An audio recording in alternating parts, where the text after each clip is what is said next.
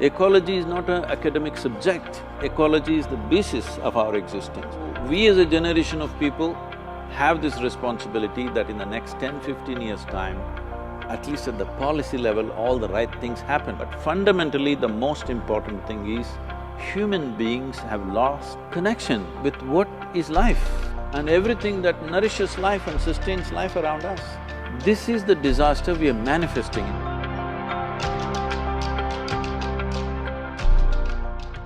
I wondered if you could talk to the kind of leadership you think is required to generate this kind of concern around conservation and the environment.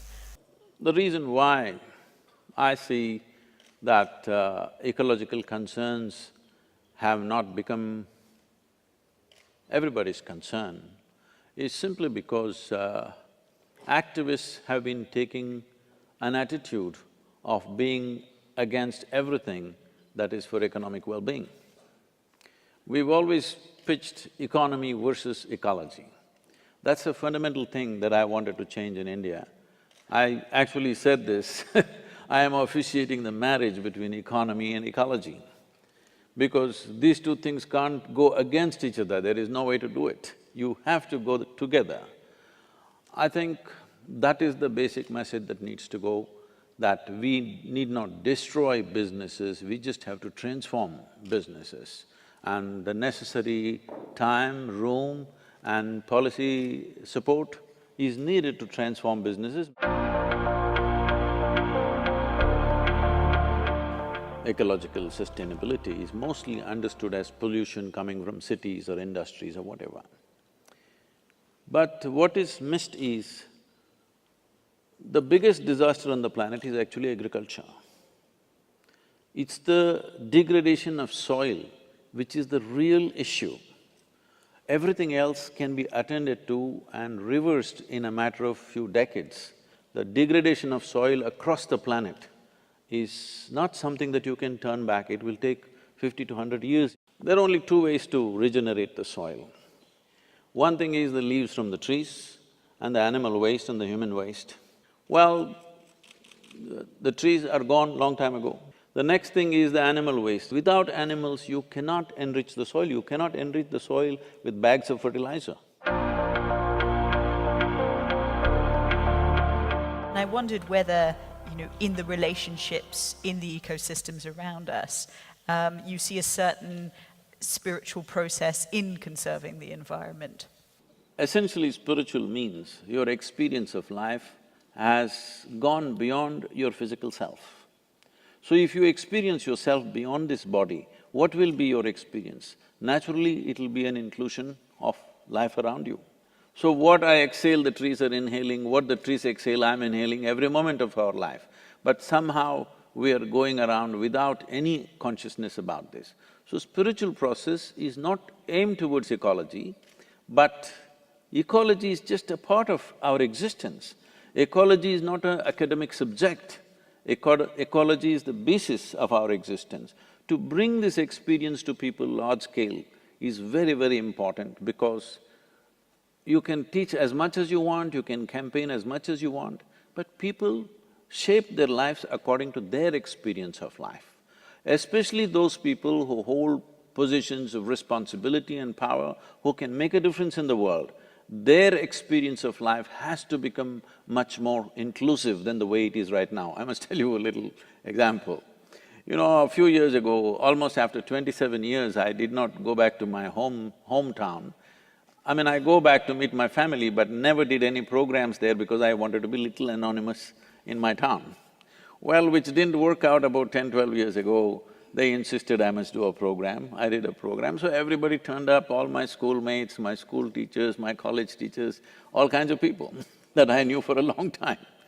So my English teacher at the end of the program came and hugged me, and she said, now I know why you didn't let me teach Robert Frost. I said, ma'am, why would I not let you teach Robert Frost? I like Frost. I even went to his place and I have, in his own voice, recital of poetries. I said, why would I not let you teach? She said, don't you remember? And she reminded me. What happened was, we were always studying English poets, and she's introducing American poetry to us. And she came and she started reading, she introduced Robert Frost, saying he's a great poet. And the first poem she started off, "Woods are lovely, dark and deep." I said, "Stop it. I don't want to listen to this man who calls tree a wood." She said, "No, no, Robert Frost is… I said, "I don't care how great he is. A man who calls tree a wood, I'm not going to listen to that guy." So this is just like a tiger looks at you and thinks breakfast. Breakfast, yeah. So this has to change in our mind. A tree is not a table, a tree is not a chair, a tree is not furniture. A tree is a phenomenal life and it's a basis of our life. This has to become a living experience for everybody, only then there will be sustainability. Do individuals need to alter their attitudes towards consumption, or are there larger solutions needed? The individual people are powerful today. One thing is there is social media, they can do a lot of work. Sitting at home, they need not go anywhere, they can impact the world in many ways. Apart from that, most nations on the planet are democracies. If the citizens do not manifest this and make it very clear, a democratically elected government will not do anything, they will do populistic things. We are willing to sacrifice a few conveniences for a larger and a long-term good. If we do not express that, no government will make any policy. Governments move at their own pace. You do not expect a huge, massive cargo carrier to just make a U-turn like that. I'm very clear on this. I'm just looking for a 1-degree turn. If you make a 1-degree turn and hold it, there will be a U-turn. And you mentioned this morning that you also managed to bring together bits of the Indian government who'd never met before. The different ministries, there is water management ministry, there is irrigation ministry, there is rural development ministry, there's agricultural ministry, but they never meet. So we got them to meet for the first time and look at what they could do together. That's what made a huge difference. And now the Planning Commission or the Niti Aayog, as it is called today, sent out a notification to all the 28 states that this Rally for Rivers policy is the official policy you must implement. Many states have already taken it up. In some we are directly participating, rest we are consulting.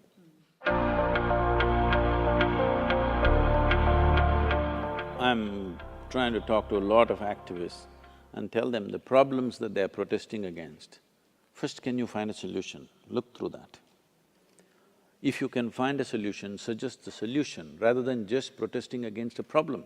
For example, all these soft drink manufacturers, where single-use plastic is going around, they shifted from bottles to plastic because it was far more convenient for them. The reason why you cannot recycle this bottle easily is because there is a paper label.